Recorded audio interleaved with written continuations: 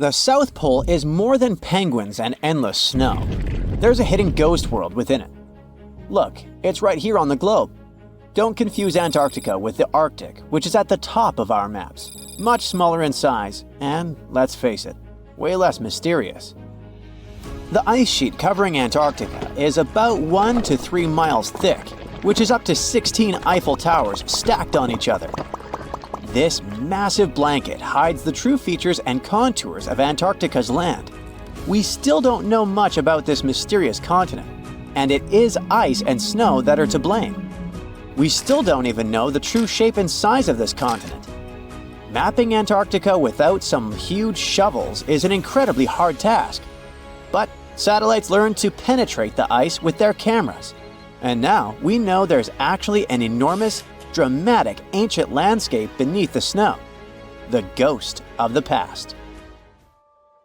About 90 million years ago, Antarctica was a much warmer place. It was actually a lush rainforest with tons of plants and probably teeming with life. It even had rivers flowing through it.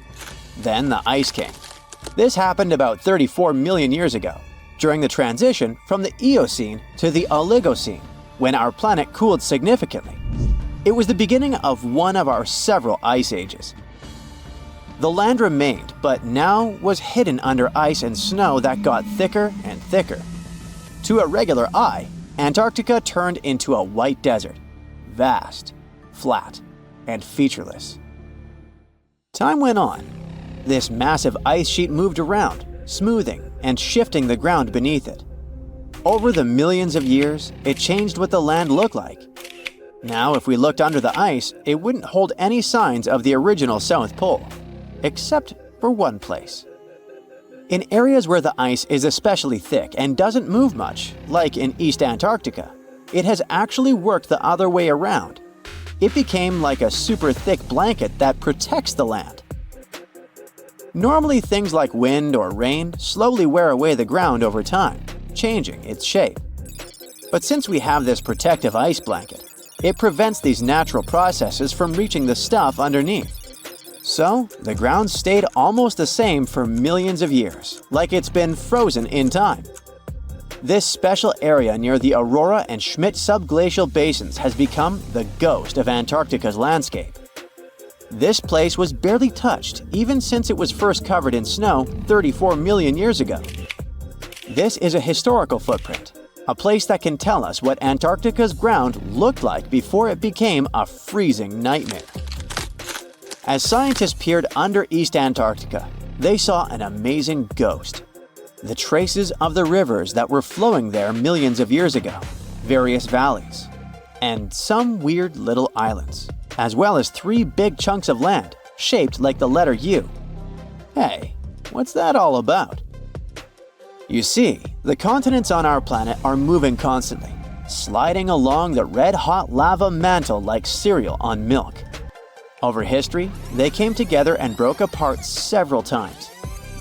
Hundreds of millions of years ago, several continents were a part of one enormous Gondwana. Antarctica was one of them. It used to be one huge landmass. But when Gondwana broke apart, the poor continent got stretched by tectonic forces. Parts of land were pulled away from each other. Whoosh! And they got torn apart. And that's how we got these big chunks or blocks of land under thick layers of ice. In any case, scientists now want to explore this ghost a bit more. But to study it deeply, they need to actually drill down through the ice, like using a straw to get to the bottom of a thick shake. This will help them pick up some rocks and dirt from way below to learn more about the Earth's history and climate. Antarctica is the 5th largest continent in the world, approximately bigger than the entirety of Europe or Australia, competing with the entire South America in size. Aside from East Antarctica, we discussed there are several more regions: Antarctica Peninsula, South Pole, West Antarctica, and the Ross Sea. The continent is basically a frozen sandbox, and all its hidden, mysterious landscape is actually less explored than Mars's terrain. We only know for sure that without ice, it wouldn't just be flat and empty, but an entire world full of big mountains, huge canyons, and even fiery volcanoes. Some of these volcanoes are so huge that they peak above the layers of snow. In West Antarctica alone, there are at least 138 volcanoes, though only about 8 or 9 are active today. One of the craziest ones is Mount Erebus, the southernmost volcano and the tallest one on the continent, about 12,500 feet high. And deep beneath the ice sheet, this guy hosts incredible, beautiful subvolcanic caves. The temperatures there are warm enough for t-shirts. The Antarctic Peninsula, or Lesser Antarctica, looks like a bunch of mountainous islands deeply underground. It has newer volcanic rocks that are part of the Pacific Ring of Fire, which is like a giant circle of volcanoes and earthquake zones around the Pacific Ocean. The Greater Antarctica is a huge part, almost as big as Australia. It consists of East Antarctica and the South Pole. Beneath the ice, it's a place of rocks that have been around for a very, very long time, including the special zone we mentioned. You probably know that Antarctica is nearly devoid of humans. No wonder, with a mean temperature of about -46 degrees Fahrenheit. But even though this place is horrifyingly cold and deserted, life still clings on. You guessed it, in the underworld. In 2017, scientists found DNA traces of algae, moss, and even possibly unknown small animals in the deep caves.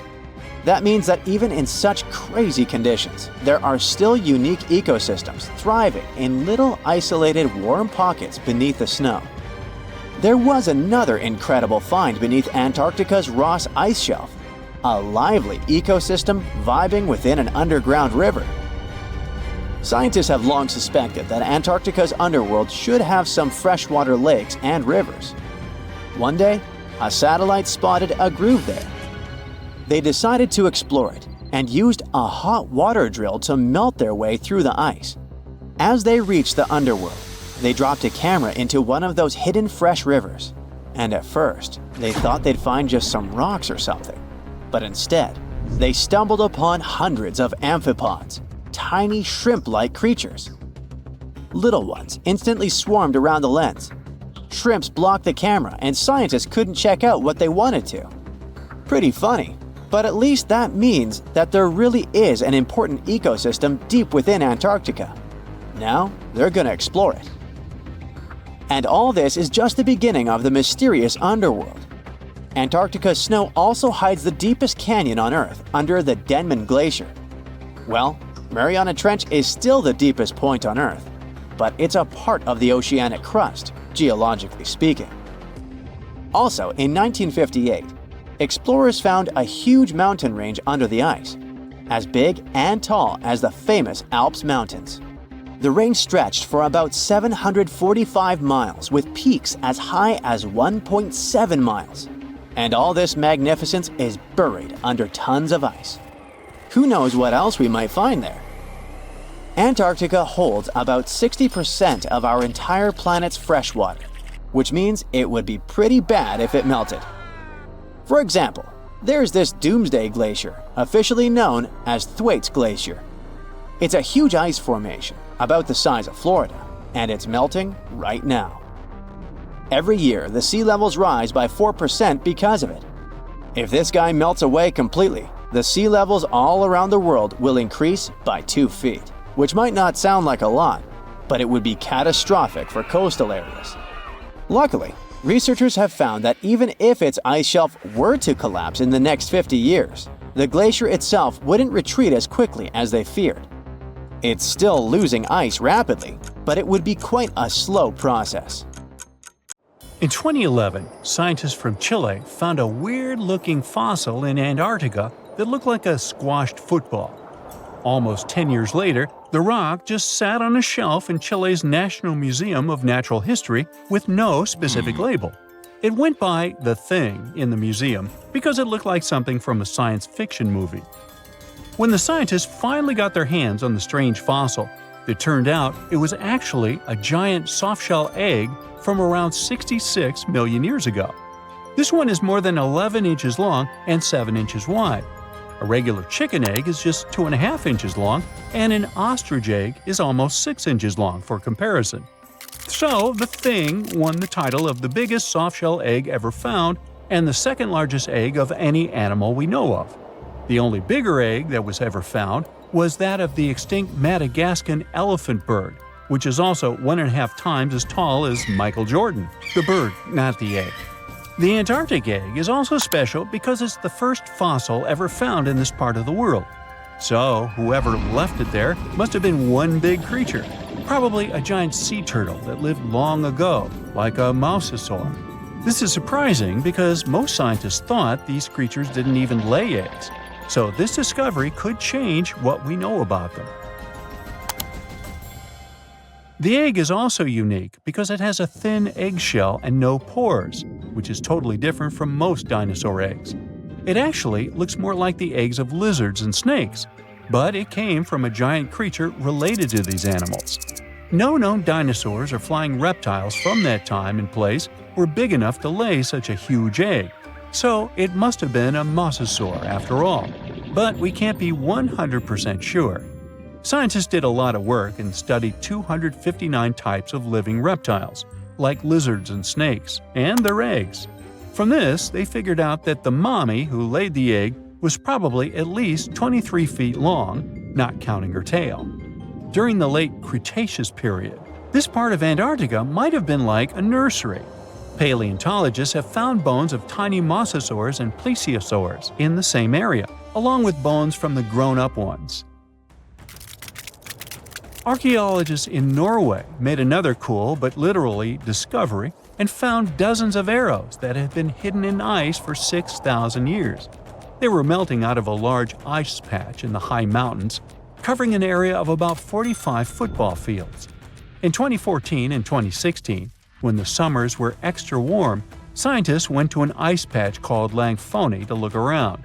They also found lots of reindeer bones and antlers there. Some of the arrows were whole and some in pieces, along with 5 arrowheads around the melting ice patch. This is more arrows than have been found at any other frozen site in the world. Some of the 68 found arrows date back to the Neolithic period, and the newest ones are from the 14th century of the Common Era. Ice is like the perfect time machine that can preserve whatever ends up there in an almost perfect condition. Langfoni became famous as one of the first ice patch sites after a local hiker found a 3,300-year-old leather shoe right next to its edge. Scientists are studying places like this to understand how people use these sites and how the ice patches from Norway to North America changed over time.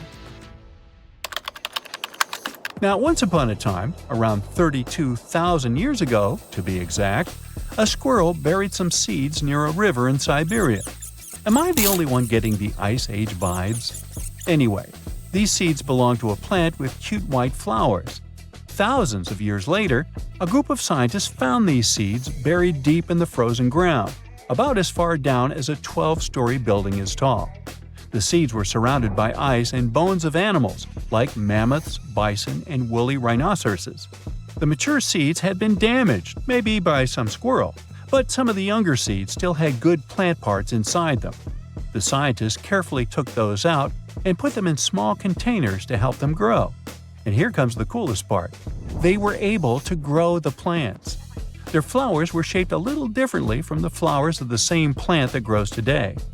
After a year, the Ice Age plant even made new seeds.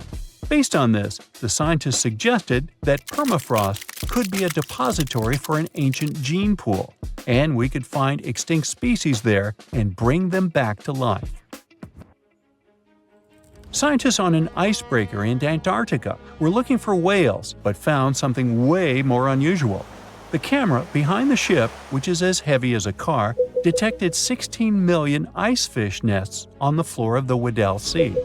The nests were located about every 10 inches in all directions and covered an area of 93 square miles, which is slightly bigger than the whole of Washington, D.C. The colony even had a distinct border, which was a line in the sand. The scientists were in the area because they were studying a special spot in the ocean where the water was a little warmer than the water around it. In this warmer water, they found tiny animals called zooplankton near the top. When the young ice fish hatch, they swim up to this area to eat the zooplankton before going back down to the seafloor to grow up and have their own offspring. Since there was so much food, it made sense to see ice fish in this warm water. But they didn't expect to find such a huge number of ice fish nests, much more than anyone had ever seen before. New Zealand's Antarctic Heritage Fund found some old photo negatives in a hut in Antarctica. They turned out to be unique images from the Ross Sea Party. It was a famous failed expedition led by Ernest Shackleton. He wanted to become the first person to cross Antarctica by land, from the Weddell Sea to the Ross Sea, passing through the South Pole. But things went wrong when their ship, the Aurora, was blown out to sea. They had to use the hut from another explorer, Captain Robert Falcon Scott. His goal was to be the first person to reach the North Pole, but sadly, he didn't succeed either. The negatives were made of cellulose nitrate and were found stuck together in the small box. The Trust took the negatives back to New Zealand, where they carefully separated them and discovered 22 hidden images. Many of the photos were damaged, but the Trust could still recognize some familiar places around McMurdo Sound, a well-known area in Antarctica. No one knows for sure who took the pictures. In December 2021, some scientists noticed a strange mark on the Larsen Ice Shelf, a giant sheet of ice off the eastern coast of Antarctica. They thought it might be a river flowing under the ice, so they drilled down over 1,600 feet to check it out. They expected to find water, but they didn't expect to see that the water was full of fast-moving creatures called amphipods. The scientists also found that the water in the underground river had unusual layers of currents moving in different directions, which they still don't fully understand. Another surprising thing happened during their research. On December 20th of the same year, a volcano erupted far away in Tonga, and the pressure waves from the eruption were detected all the way down in the ice river in Antarctica. It shows how everything on our planet is connected, even in the most distant places.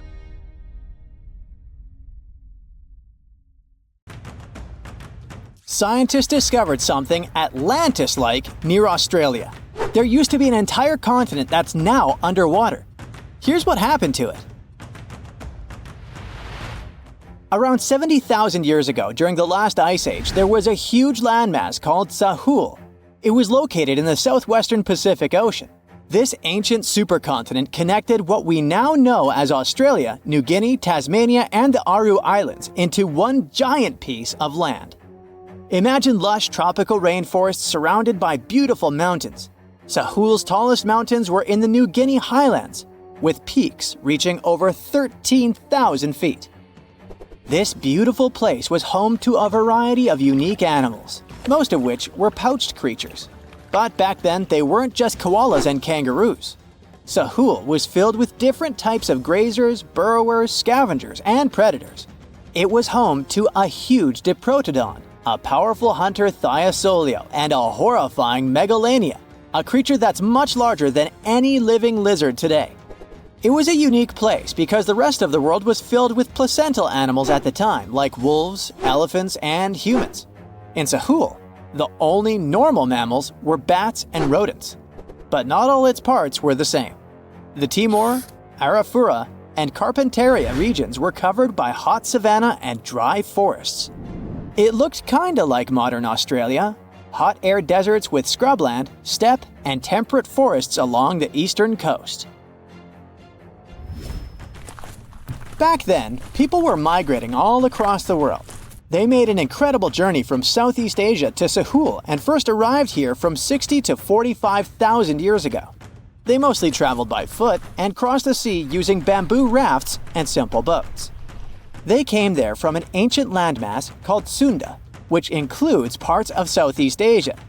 They traveled across a series of islands known as Wallachia and eventually spread across Sahul. And it wasn't a small journey. Sahul was huge, around 4.1 million square miles. That's bigger than the USA or Canada. It stretched from the equator to around the southern part of New Zealand. So they arrived in what is now Australia and became Australia's first people. Scientists think that Sahul had a population of 500,000. We've discovered cave paintings that date back around 40,000 years. It's a hunting scene depicting an anoa, or miniature buffalo, facing figures of humans and animals. Researchers are trying to figure out how these early settlers moved across Sahul and where we might find archaeological evidence of their journey. To do this, they created a landscape evolution model. The simulation showed how Sahul changed between 75,000 and 35,000 years ago. It showed potential migration routes and archaeological sites. Humans likely traveled along coastlines and rivers. But how did Sahul get submerged off the coast of Australia, similar to the mythical Atlantis? During the last ice age, much of the Earth's water was locked up in large ice sheets and glaciers. The sea levels were much lower than they are today. After that, the global temperatures increased. The ice sheets melted and the sea levels rose, flooding the land bridges that once connected different parts of Sahul together. About 8,000 years ago, New Guinea separated from mainland Australia, and then, about 6,000 years ago, Tasmania did the same. We still can explore the underwater parts of Sahul thanks to new technology. Divers explore and collect samples directly from the ocean floor. Underwater drones can go to places that are too deep or dangerous for humans to explore. And with sonar mapping, scientists use sound waves to create maps of the ocean floor. It's like using an echo to see what's underwater. The sound waves bounce off the seabed and come back, helping us create a picture of what it looks like. Deep underwater, archaeologists have found stone tools and other artifacts. They also discovered fossils of animals like Diprotodon and Thylacoleo. By studying the underwater terrain of Sahul, they learned about the ancient rivers, lakes, and coastlines that existed during the Ice Age. But Sahul isn't the only underwater continent. Sahul isn't the only hidden gem of Southeast Asia. Take Sundaland, a place made up of Sumatra, Java, Borneo, and some other islands. This place was crazy huge during the Ice Age, but now almost fully underwater. Almost, but not entirely. The parts above the ocean are teeming with life. If you like birds, check this place out. It has almost a fifth of the world's bird species. You can spot colorful birds like the Java hawk eagle and the Bali starling among the lush forests. It's also a home to a fourth of Earth's fish species. Sundaland's waters are a haven for marine life, even the most exotic animals like the Asian arowanas. It's also a treasure trove of flowers. That's where you can find Rafflesia and Titan arum, the world's largest flowers. This makes it very similar to Zealandia. Zealandia is a long, narrow piece of land about half the size of Australia. It broke from Antarctica about 100 million years ago. Just like Sundaland, it isn't fully underwater. 7% of it stayed above sea level. This sticking out little piece is what we now call New Zealand, along with Stewart Island and some smaller islands. These pieces of Zealandia are lush and warm. They're packed with volcanoes, mountain ranges, beautiful natural geysers, and hot springs. Local people, Maori, use these hot springs for cooking. People place corn, eggs, and vegetables in baskets and lower them directly in the hot springs. Sometimes they cook food in a pit oven using heated rocks. Another hidden world is known as Argoland. This mysterious landmass was once part of Australia, back when dinosaurs chilled around. It drove scientists crazy for decades. They knew it existed because it left a huge stretch on the ancient seafloor, the Argo-Abyssal Plain. About 155 million years ago, it broke off from Australia, saying bye-bye. The continent drifted somewhere north, and when it reached Southeast Asia, it just vanished. Scientists had no idea where it went, but recently they finally found its remains. Turns out, poor Argoland's lower parts started drowning into the Sunda Trench, a horrifyingly deep oceanic pit. The Earth's crust sunk into the mantle. Meanwhile, the upper parts of Argoland were pushed upward, grabbing the younger rocks on land. Because of this, Argoland broke apart into a bunch of smaller pieces. These pieces formed parts of Borneo, Java, Sulawesi, and other regions. The remains are buried under Indonesia and Myanmar.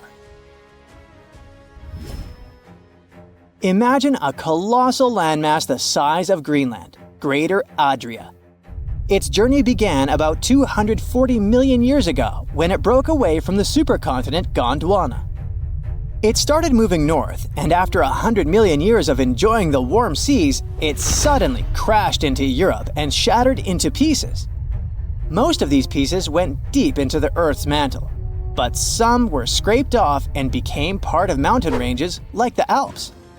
Today, the remnants of Greater Adria are scattered across more than 30 countries, from Spain to Iran. That's why they're hard to look for. Seychelles was also once part of Gondwana. Yep, these idyllic islands are sitting atop of the ancient continent. We know a lot about it because of its fascinating granite outcrops. 100 years ago, Alfred Wegener discovered continental drift, but no one believed him. These granite outcrops helped him prove that he's not crazy and that tectonic plates really are moving. The Seychelles broke off from India and Madagascar and eventually became a sad loner in the Indian Ocean. This probably happened because of some insanely active volcanoes in the Deccan Traps. But now, the islands are home to unique species both on land and in the coral reefs nearby. Mauritius broke off from India after the dinosaur wiping. Along its journey, it stretched into a long ribbon-like shape and also broke into pieces. Now it's all scattered beneath the Indian Ocean. Scientists stumbled upon this lost land by studying tiny ancient crystals called zircons. These zircons are like time capsules. They date back an astonishing 660 million to 2 billion years. That's even older than Mauritius itself. These ancient crystals hinted that there's another Atlantis somewhere nearby. Turns out there are hidden continents all around the world, and maybe we'll discover more of them in the future.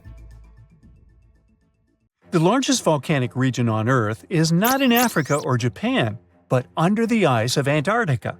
Scientists found 138 volcanoes in its western part, and if they decide to go wild, you'll surely notice it.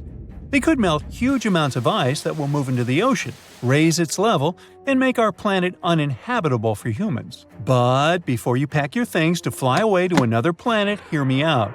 Only 2 of the Antarctic volcanoes are officially classified as active now. And it would take a whole series of eruptions, decade after decade, to seriously impact the whole world.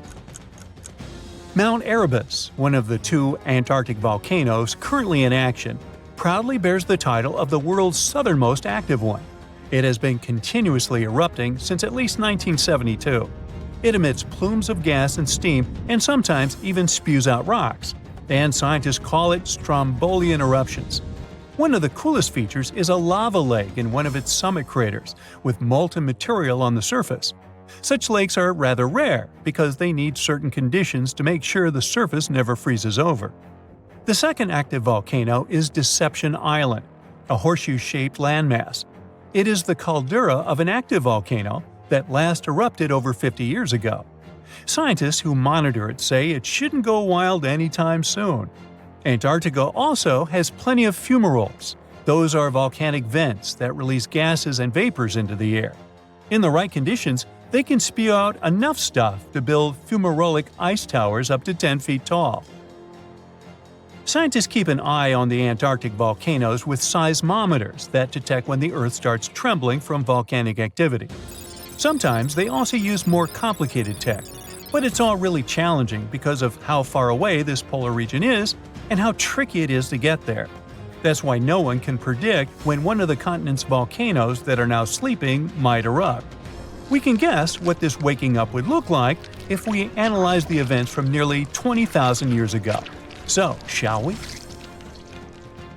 One of Antarctica's sleeping volcanoes, Mount Takahe, had a series of eruptions and spewed out a good amount of halogens rich in ozone back then. Some scientists say these events warmed up the southern hemisphere. glaciers started to melt and help finish the last ice age. For these events to repeat, we'd need a series of eruptions with substances rich in halogens from one or more volcanoes that are now above the ice. It's an unlikely scenario, but since it already happened in the past, it's not completely impossible.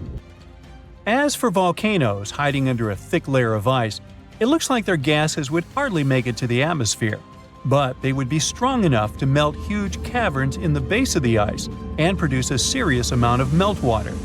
The West Antarctic ice sheet is wet and not frozen to its bed, so this meltwater would work as a lubricant and set the overlying ice into motion soon. The volume of water that even a large volcano would generate in this way is nothing compared to the volume of ice beneath it. So, a single eruption wouldn't make a difference.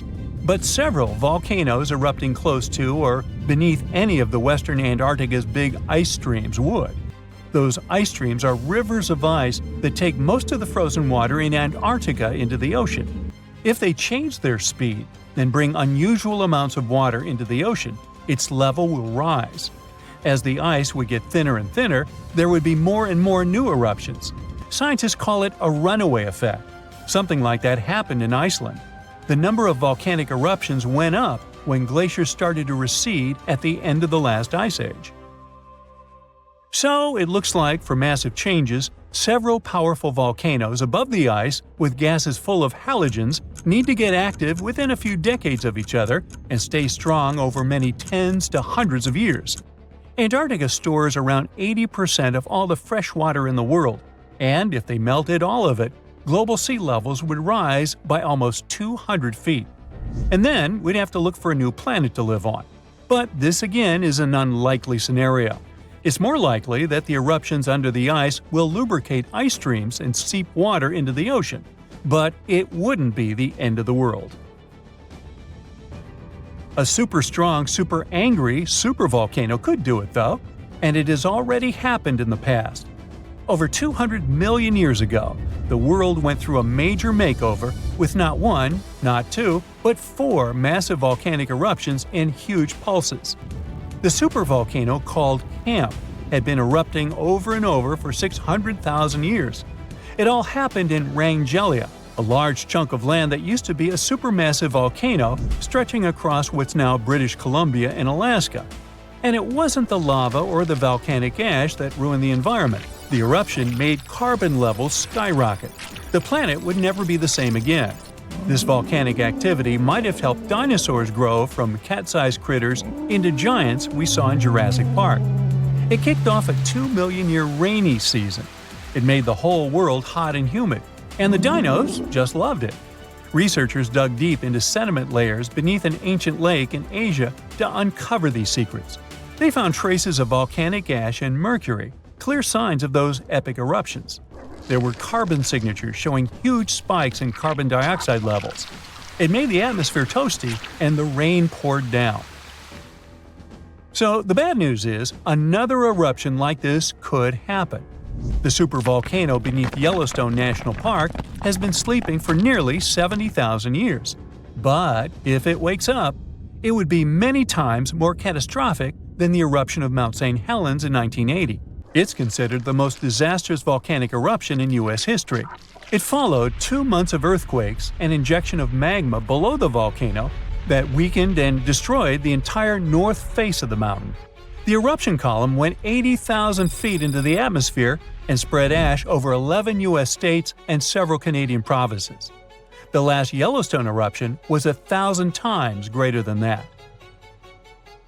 The ground above Yellowstone sits on a hot spot made of molten and semi-molten rock called magma. This magma stuff flows into a chamber beneath the park, about 4 to 6 miles down, making the ground puff up like a balloon. But then, as it cools down, the ground goes back to its usual state. Volcano watchers have been keeping an eye on this for a century. They noticed the ground lift up about 10 inches around 20 years ago, but since 2010, it's been going back down. The experts say we have no big eruptions on the horizon, so doomsday isn't coming anytime soon.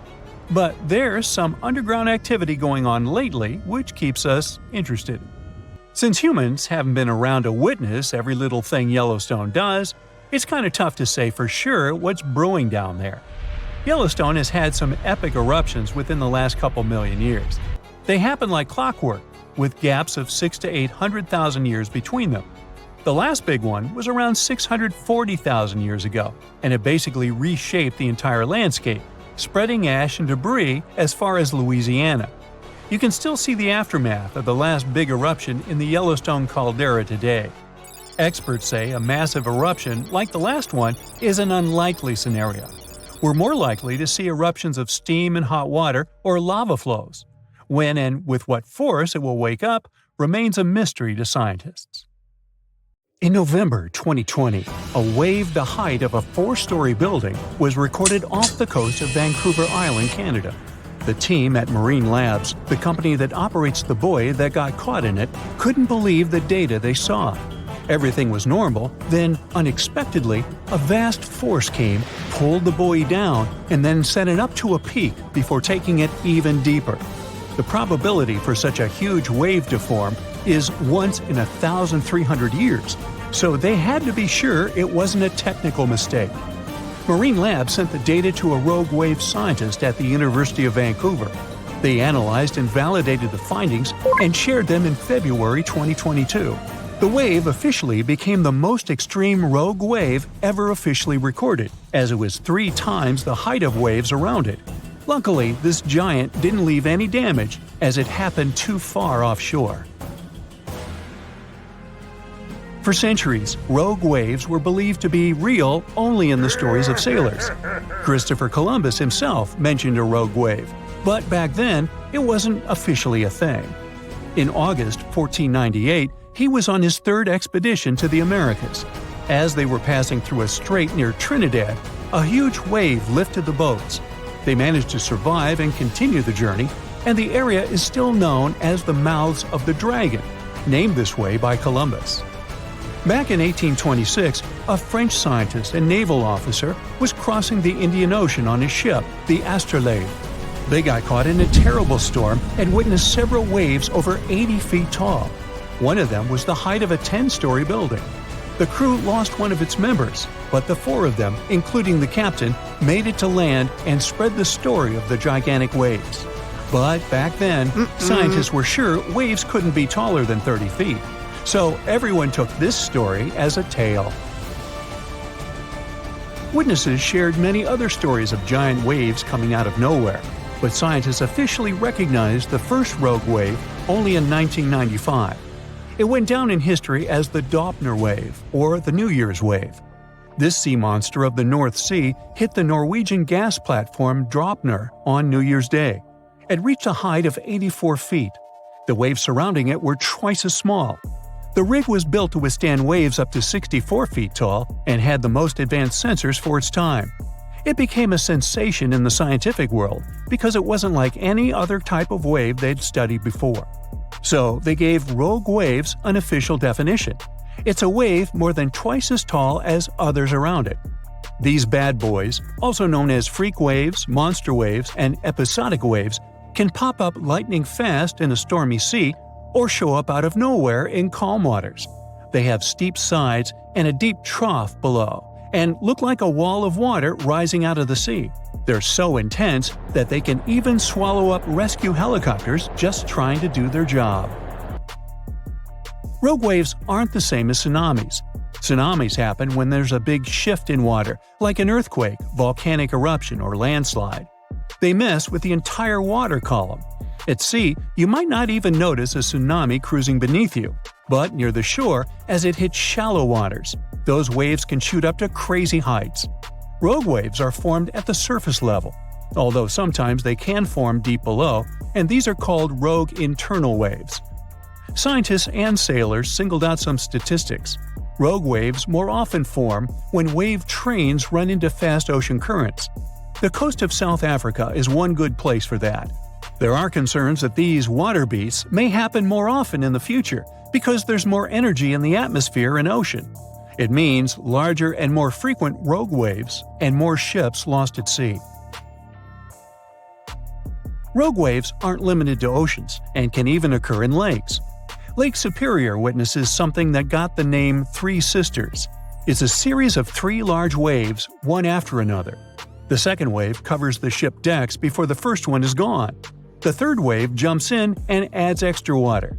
These 3 sisters overload the ship. There's a theory that this phenomenon took down the steamship Edmund Fitzgerald in 1975.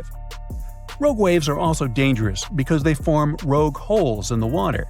When the wave builds up, it draws in all the water around it. So, near the base, these holes can be very deep. If the bow or stern of a ship ends up in one, the ship can instantly sink. Some oceanographers believe that rogue waves are to blame for the disappearance of ships in the notorious Bermuda Triangle in the Atlantic Ocean. Storms from several directions converge in this mysterious area, so rogue waves are more likely to gain force here. And because they can reach a height of 100 feet, they can theoretically bring down an airplane, not just ships. There are 2 main theories trying to make sense of how rogue waves happen. First up, we've got the linear addition theory. Imagine waves cruising through the ocean at their own speeds. Now, when these waves cross paths, they team up and become stronger, cooking up a rogue wave. Then there's the nonlinear focusing theory. It says waves like to roll in groups, and when they spend time together, they share some energy. Sometimes, this energy exchange turns into a rogue wave. To predict the formation of these freaky waves, scientists would need an innovative radar system to keep a constant eye on the waves near a boat. They'd collect all the data and toss it into a fancy math model that paints a real-time picture of what the ocean surface looks like at that very moment.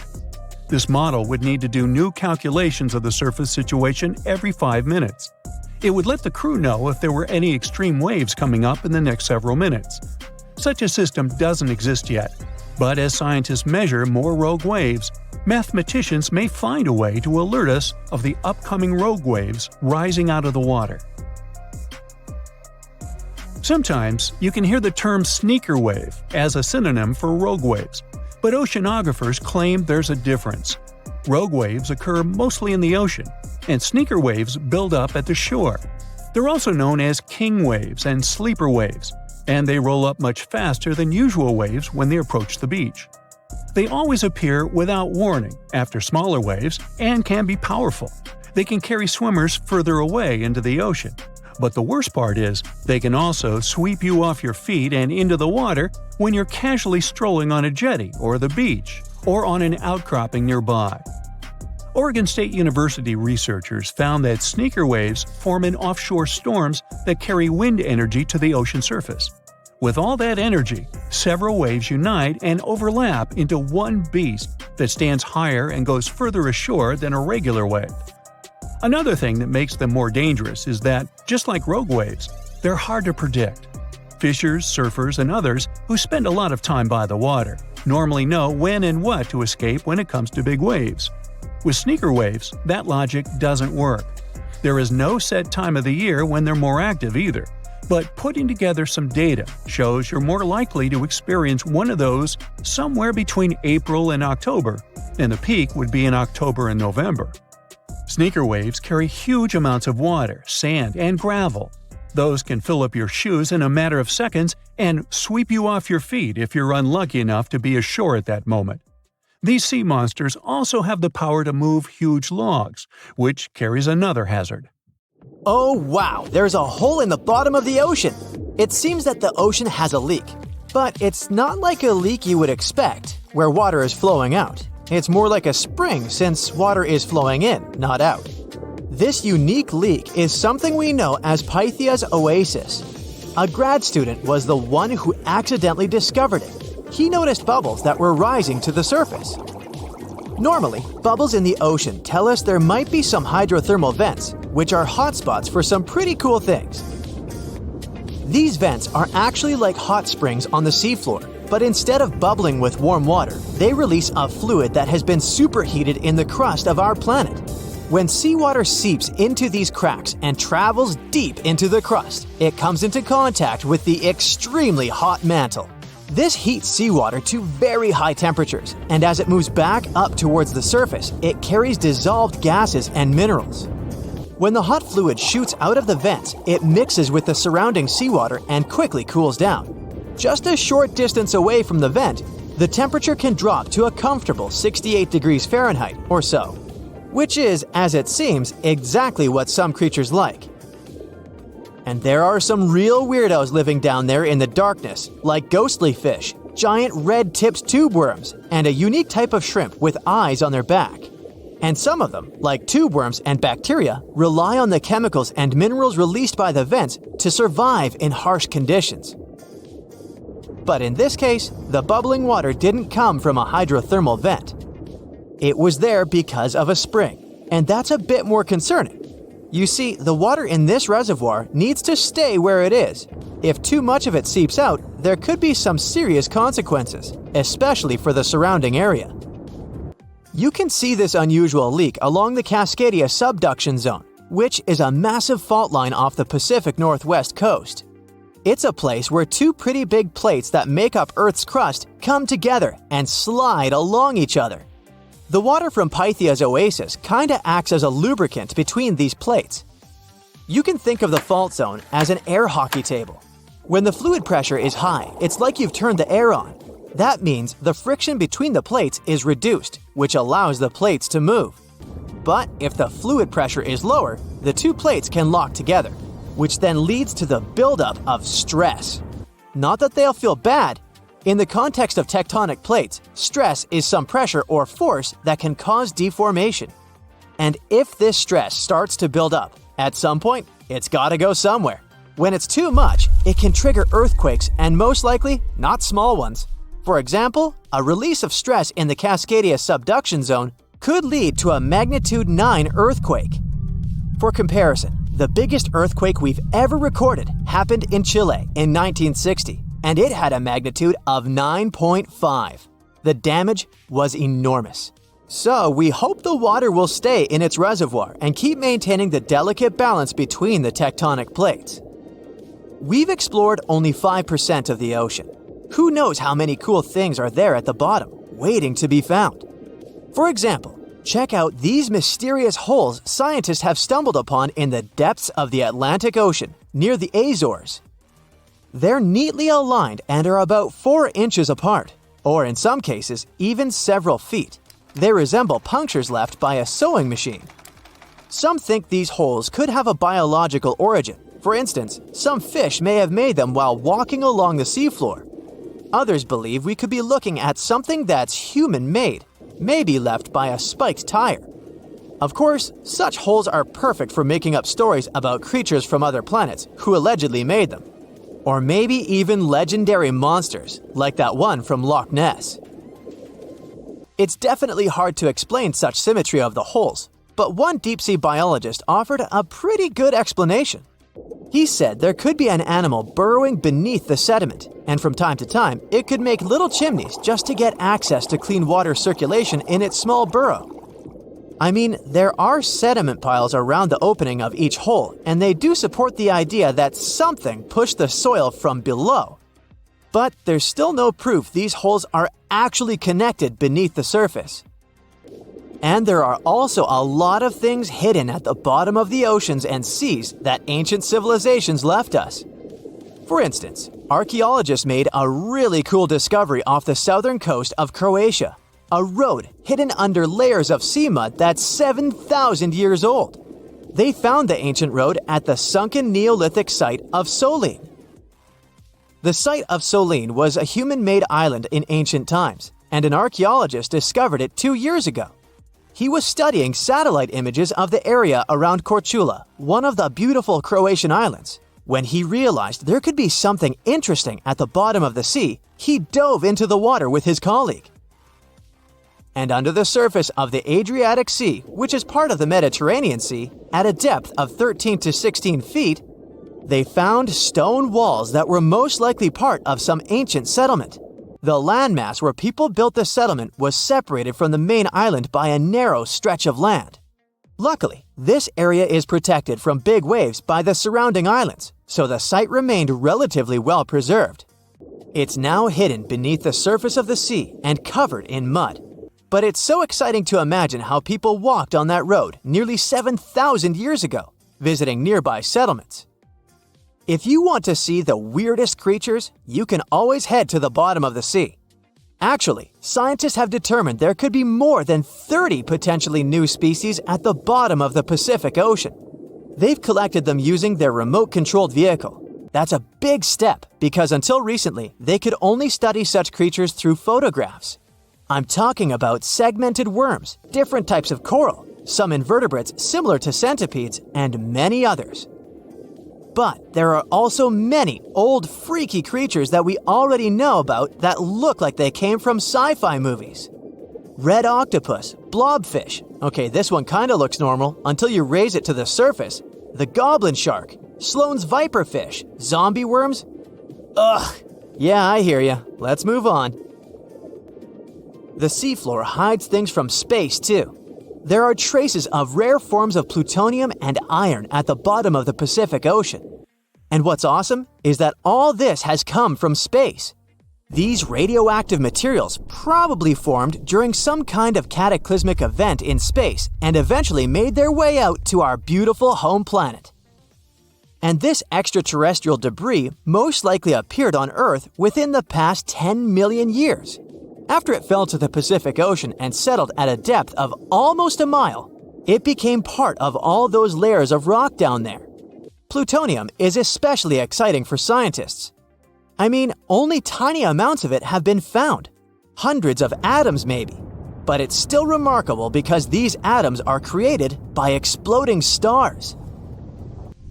Things like this can help us better understand how the universe produces elements heavier than iron, like plutonium, gold, uranium, and platinum. We're still not sure about the origins of these elements. For a long time, scientists believed that supernovae, which is when a star comes to its end in a fabulous explosion, were responsible for creating these heavy elements. But it seems it's not just that. Some other cosmic events, such as the collision of neutron stars, which are super dense collapsed stars, or some rare types of supernovae, could also be involved. Whoa, let me get my popcorn.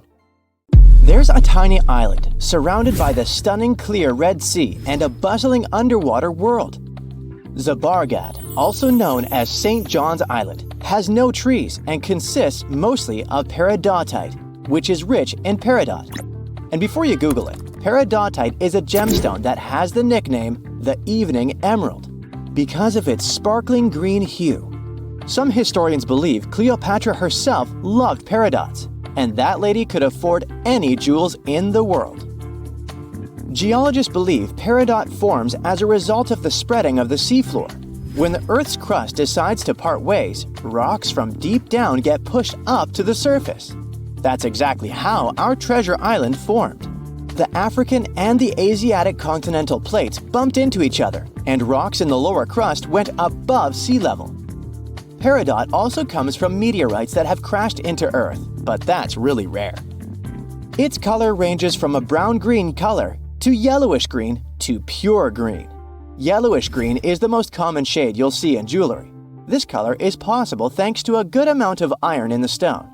The deposits of this beauty are spread all across the world, from Vietnam to Arizona and Hawaii, Tanzania, South Africa, Sri Lanka, and Norway. And then, of course, there's Submerged. So, this place is geologically unique as it's an island built of uplifted mantle, and it's also the oldest and longest known source of peridots in the world. The first people came here for the gemstones many centuries ago. Famous Roman philosopher Pliny the Elder mentioned in his writings that pirates had discovered Submerged's treasures in the year 500 before the current era. The beautiful green rocks made their way to Queen Bernice of the Roman Empire. They came from the ancient trading port Berenike on the edge of Egypt's eastern desert. When the city fell in the 6th century, all work stopped, and the island with all its treasures stood alone for hundreds of years. In the 19th century, British explorers found the beautiful green island in the Red Sea and figured out it was the one described by Pliny the Elder a long time ago. Turkey did some mining here in the 20th century. Over just 4 years, they managed to collect over $2 million in peridots. they sent the gemstones to France for cutting. The work conditions on the island were nothing like a tropical fairy tale you could imagine. There was no drinking water for workers, so they had to install a gas-powered water condenser. Now, this territory belongs to the Elba National Park System. Most people come here to see the underwater beauties of the reefs, but if you look above the water, you can still see some beautiful sparkling peridot. If Christmas Island in Australia is on your travel list, plan the trip wisely. If you end up there in October or November when the wet season begins, you won't be able to enjoy a walk around. Red crabs cover the whole island like a blanket. And it's not one of those fluffy blankets you want to wrap yourself into. Over 100 million crabs are on a mission to reach the shore alive, marking a crucial phase in their life cycle. For the majority of the year, these red crabs reside in burrows and rock crevices. They have fruits, berries, fallen leaves, and various organic matter to keep them going. But when the dry season is over and the moon is in a specific phase, they know it's time to go. When they reach the coast of the Indian Ocean after several days of migration, they create deep burrows where females will eventually hatch their eggs. Once the burrows are ready, the male crabs return to the rainforests and the females stay at the beach for at least 12 days to keep the family going. The new parents are so smart, they follow the moon to pick the perfect moment with a milder tide to carry their eggs to the water. Once they hatch, the crabs bring their new family members back inland. There, they wait for the rainy season again to keep the circle of life going. To safeguard this magic, authorities close road in areas where crab migration takes place. Japan has a brand new addition to its archipelago. The world's newest landmass literally popped up in November 2023. This unnamed island is just over 300 feet in diameter. It's made of pumice and tuff left by an undersea volcano that kicked off its eruptions in October. The volcanic hustle has quieted down since then, and the waves are eroding chunks of the newly found land. Without lava flows to create a sturdy protective crust over the soft volcanic debris, the future of this freshly formed island is unstable. Similar islands had popped up before but were short-lived and vanished once volcanic activity ceased. An island born in 2021 the same way is still visible today though, so the newborn island might have some life prospects. If not, we're likely to see more territories like this. Japan is super rich in active volcanoes on land, with over 100 in its collection. If you make friends with the Uros people living in the Lake Titicaca area and ask them for their address to send a postcard, they will have a hard time answering. Their ancestors from more than 500 years ago came up with a brilliant invention to protect themselves from the Incas. They built islands from totora roots and reeds that could be moved away from danger deep into the lake. Totora plants help the local community a lot since it's water-resistant and is used for all sorts of things, from building boats to roofs and mattresses. The islets are even edible, and the flowers of the plant they're made of are used for tea. So there are around 120 islets still preserved, and over 1,000 people can live on them. From 2 to 6 families share one islet home. Since there's no need to run away from the Incas anymore, they need to make sure the islets stay in one place. Every 15 to 20 days, the reeds forming the islets decay and need to be replaced. To prevent constant drifting, locals use eucalyptus rods as anchors, firmly securing the islets. Despite their small size, these islets have 2 spoken languages. The residents craft their fabric and create stunning outfits. Solar panels provide sufficient power for them to have light and even TVs. The main islet has a radio station, and the locals have embraced tourism. You can make a reservation online and experience the floating life yourself. Some islands pop out of nowhere, and others disappear without a trace. One of the most famous so-called phantom islands is High Brazil off the coast of Ireland. Before you ask, no, it doesn't have anything to do with Brazil. High is a variation of I, which means island, and Brazil comes from the root bres, meaning mighty, great, beautiful in Irish, and it gave the name to one of the local deities. This tiny mist-covered island was first mapped in 1325, but later attempts to pinpoint its exact location didn't come to one result. So, legend has it that the island appears only once in 7 years, and even those who claim to have seen it say they had just sailed right through it without bumping into any land. Captain John Nisbet shared the story of how he had not only spotted High Brazil, but got stranded on it with his crew.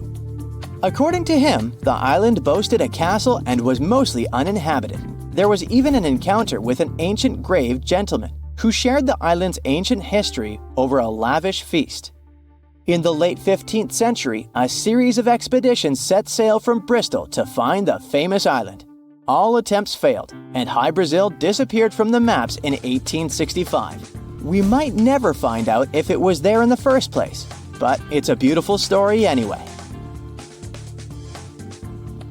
In 1952, an Air Force plane called C-124 Globemaster II crashed into a big mountain while flying from Washington to Alaska. Sadly, everyone on board, 52 people in total, didn't make it. The bad weather at the time made it hard to find the crash site, and even later, any attempts to locate it failed. But in 2012, a helicopter crew doing a training mission spotted the pieces of the crashed plane on a glacier called Colony Glacier in Alaska. They started looking for more pieces and confirmed it was indeed the missing plane. Since then, every summer for about a decade, different military groups have been helping in an operation called Colony Glacier. They've managed to identify 40 out of the 52 people whose lives were lost in the crash. The soldiers taking part in this mission take their promise seriously to never leave a fallen comrade behind. They believe it's their duty to bring back those who didn't make it. Another discovery comes from the Alps. In 1991, some hikers exploring the picturesque Alps stumbled upon a human body. It was half frozen in ice at the top of a mountain pass between Italy and Austria. At first, the local police thought it might be a mountaineering accident. But in a few weeks, archaeologists started claiming that this guy might have lived more than 5,000 years ago. They eventually gave the frozen fellow the nickname Ötzi. He was named after the nearby Ötztal Valley. He's become quite famous as the oldest ice mummy on record. Ötzi's frozen state might not be as unique as we thought, and that's where things get really cool. Archaeologists have another theory. See, at first, everyone was convinced that Ötzi marked the start of a cooler period because he had been frozen in the ice without any interruptions since he had lost his life. Yet, over the past few decades, glaciers and ice patches worldwide have been melting away like ice cream on a hot summer day. Not just Ötzi, but other ancient relics like bodies, hunting gear, horse droppings, and even ancient skis started to appear. So, archaeologists say there are similar sites. They found quite a few, and they all fit perfectly into this growing field of glacial archaeology. It seems like as the world warms up, it will show even more ancient secrets from the deep freeze. Moving on to another amazing discovery. In 2018, William Taylor and Nick Jarman were exploring the snowy slopes of Mongolia's Altai Mountains. They found an ancient treasure trove hidden in the ice. Inside the trove, they found a well-preserved 3,000-year-old arrow shaft adorned with ochre markings. It was in pristine condition, a rarity for organic items that old. They found other items too, like a bronze arrowhead with bits of animal sinew still attached. All of these relics had been untouched for hundreds of years, since they had been locked in the ice. In Mongolia, rising temperatures have melted ice patches that remained frozen for centuries. Similar discoveries have been made in the Yukon, US, Italy, Siberia, and Norway. Thousands of sites have been identified. Yet, scientists are racing against time to document and preserve these artifacts before they're lost forever. The study of these artifacts challenges the definition of these environments as wildernesses and shows how indigenous people coexisted with nature there. Sometimes people find simple items too, as simple as a sandal. This one, discovered on one of central Norway's mountain passes, indicates that people used this route roughly 1,700 years ago. This suggests that there was less snow and ice in that area back then. The sandal, dating back to around 300 BCE, resembles Roman sandals of that era. Again, in Norway, hunters found an iron sword high up on a mountain, more than 5,250 feet above sea level. There's no nearby burial site, and it's puzzling why someone would have a sword in such a remote location. Archaeologists speculate that the owner might have become lost. Then, in 2011, unusual objects resembling giant slingshots began to emerge as the ice melted. Radiocarbon dating suggests that this particular object was crafted around 400 BCE. It measures over 3 feet long and has knife cuts. Those puzzled archaeologists until one team member recognized them as tang, or pliers, used to secure loads on sleds when transporting hay or leaving for animal food. People in the area used hay sleds with pliers until the 1950s, when tractors became more common. Now, let's get back in time to thousands of years ago. We can easily do that by looking at this woolly mammoth. This creature looks a bit like a cherished but slightly worn-out toy. This ancient giant, whose heyday was 39,000 years ago, is the best-preserved mammoth ever found. Even its signature shaggy hair is surprisingly well-preserved, having been trapped in glacial ice until its recent discovery in Siberia. This remarkable animal is stepping into the limelight in Yokohama, Japan. Scientists are running tests that might bring this extinct species back to life. When they stumbled upon this female mammoth, they uncovered a hidden treasure, a sample of her blood preserved beneath the ice. So they believe this ancient blood could hold the key to resurrecting the mammoth. They also found well-preserved muscle tissue. She was between 50 and 60 years old when she met her icy fate. The discovery of mammoth blood has reignited debates about the ethics of bringing back extinct creatures, like in Jurassic Park. Their ambitious plan is to implant an egg into a living elephant for a 22-month pregnancy, hoping that at least one living mammoth cell might survive. Hop on, we're going to the French Alps. We are at a spot not far from where an Air India plane tragically crashed 46 years ago. We're accompanied by a diligent mountain rescuer and his neighbor. They went to this area after a bunch of tourists had noticed a strange-looking thingy on a glacier. It was a bag. The Indian embassy in Paris got wind of it, and it was all set on getting that bag. What makes it kinda cool is that it had diplomatic mail and Ministry of External Affairs written on it. The Air India flight was on its way from Mumbai to New York when it took a nosedive in January 1966. It took 117 people on board down with it. Guess what else was inside the bag besides the soaked diplomatic mail? It had a stack of old Indian newspapers. So, alongside those, they also found bits of the plane's cabin, a lone shoe, and a bunch of cables. Totally unexpected treasures on that mountain. During the summer of 2013, scientists stumbled upon a message left behind by a geologist named Walker, who had placed it there 44 years before. That message sort of served as the man's last testament. He passed away just a month after hiding the bottle in the rocks on the island. The content of the message was quite astounding. In 1959, Walker had measured the distance from those very stones to the glacier's edge, and it clocked in at a mere 167 feet. By 2013, that distance had ballooned to 400 feet. Researchers are convinced that this stark contrast between the two measurements underscores the consequences of ongoing global warming. Imagine the melting ice in Norway's mountains as a time machine revealing a treasure trove. Nearly 800 Viking artifacts tucked away for over 1,000 years have been unearthed.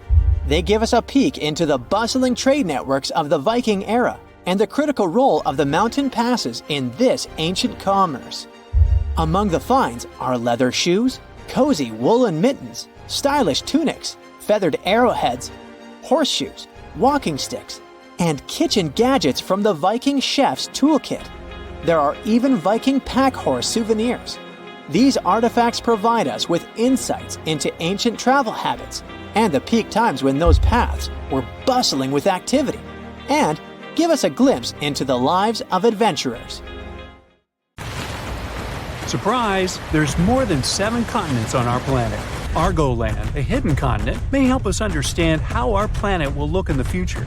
To find out how it hid from us and what secrets it holds, well, you'll just have to keep watching. Ready for a mystery? Scientists have been looking for a piece of land that's been missing for over 100 million years. Not exactly newsworthy, since people search for information about our planet's history all the time. You'd think it was probably this minuscule island somewhere in the middle of an ocean. Well, you'd be wrong, because this continent used to be as big as the entire U.S. territory. For a long time, geologists have been wondering whether a massive chunk of contemporary Australia vanished into thin air. Some believed it was simply hiding somewhere on the ocean floor. But thanks to some Dutch specialists and 7 years of investigating, we now know there are bits and pieces of this lost land mixed underneath the lush jungles of Southeast Asia. The continents we see in our geography manuals these days are like scattered pieces of a puzzle. There's even a nice experiment you can conduct to see for yourself. Find a world map online and print it out. Cut out all of the continents and play around with them for a while. You'll see they all fit together. Probably the most striking thing you'll see is how South America perfectly fits near Africa. If you close up the oceans that were formed in the last 200 million years, the continents look like they form a giant letter C. And that C is what scientists call the supercontinent Pangaea. It was swimming in an ocean called Panthalassa, and the inner portion of that letter C had a smaller stretch of water called the Tethys Ocean. It is in this small ocean where things get interesting.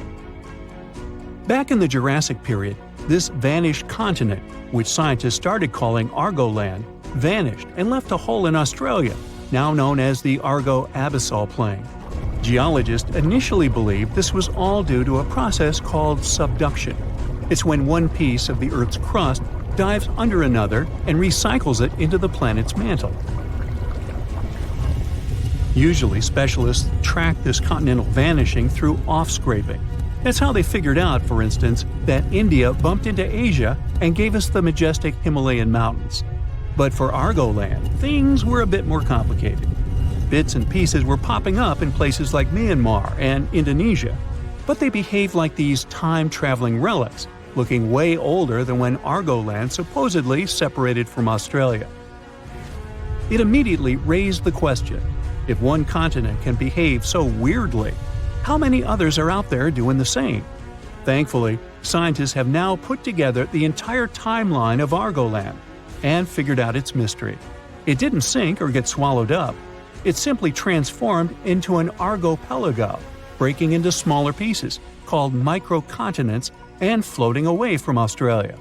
These mini-continents then took a little journey before settling down in Southeast Asian jungles.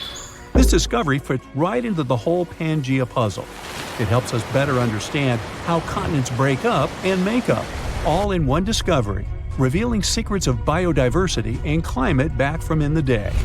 If you'd like to find out more secrets about history, civilization, or random day-to-day objects, be sure to like this video and subscribe to the channel.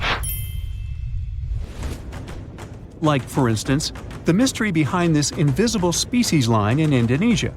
It's called the Wallace Line, named after the British explorer Alfred Russel Wallace. Over 150 years ago, Wallace was on a journey around the Malay archipelago, visiting thousands of islands. What he found was that animals on one side of this invisible line were considerably different from ones on the other side. This invisible line is like a wall between marsupials and tigers, for instance, or honey-eaters and trogons. But now we know that around 35 million years ago, Australia broke up with Antarctica and collided with Asia. And this continental love triangle triggered significant changes. It didn't just change the way the land looked, it also messed with the species of animals on each side of the Wallace Line. In more recent times, a bunch of specialists published a study saying this collision and climate chaos made Asian species comfy living in the Malay archipelago. Meanwhile, the Aussie animals weren't as happy with the new environment. It was too hot and wet for some, and others just couldn't handle the tropical island lifestyle. The discovery of this continental shift towards Asia might also explain a recent finding of a human species that didn't seem to make any sense either.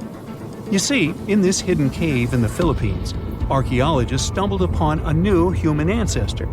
It seems that about 50,000 years ago, on the island of Luzon, there was this ancient human-like species. The lead researcher believed this finding was crucial for understanding human evolution in Asia, and it named this new species after the island, Homo luzonensis. Now, here's where it gets a bit confusing. The bones found by archaeologists had one small problem. They had a weird mix of traits that hadn't been seen together in any other hominid species. Smaller teeth, similar to ours, yet hands and feet that were more like our ancient humanoid ancestors. It was those throwback limbs in particular that connected this human species with the long-lost Southern Territory. That's because they have this primitive look, like these hard-to-pronounce guys, for instance. Only these two species are separated by 2 to 3 million years of time in evolution. Many have wondered, is Homo luzonensis really a new species? Not everyone is convinced. But it may also explain why living creatures are also affected by the constant shifting of the land underneath us. Now, just because they haven't changed much during our lifetime, it doesn't mean our continents will look like this forever. They evolved from this large megacontinent, and they'll most likely end up in a similar position in the future. On that note, a geologist from a European university tried to predict the future of Earth's supercontinents. As a starting point, he used an earthquake that occurred in Portugal back in 1755, when tectonic plates behaved a bit differently than they should have. After years of research, he came up with a theory in 2016. He believed that the stitches between these tectonic plates might be coming apart, setting the stage for a bigger rupture. It's like when glass cracks between two holes in a car windshield. If this happens, a subduction zone could stretch from the Mediterranean all the way up past Ireland, bringing volcanoes, earthquakes, and new mountains to these areas. If all goes according to this plan, the Atlantic Ocean will disappear, and so will the Pacific, turning into one large stretch of water. Instead of the 7 continents we know today, we'll get a new supercontinent, which he called Arctica, because it would have Australia and the Americas at its heart. Now, it's not the only possible scenario, though. Novo Pangea might be another, and it's easy to foresee. The Atlantic stays open and the Pacific closes. Then there's Amasia. For this one, you'd have to imagine the Arctic Ocean closing and the Atlantic and Pacific staying open. Everything shifts to the north around the North Pole, except Antarctica. One final scenario would be called Pangea Ultima. Slow down the spreading in the Atlantic, and a new subduction plate pops up on the America's east coast.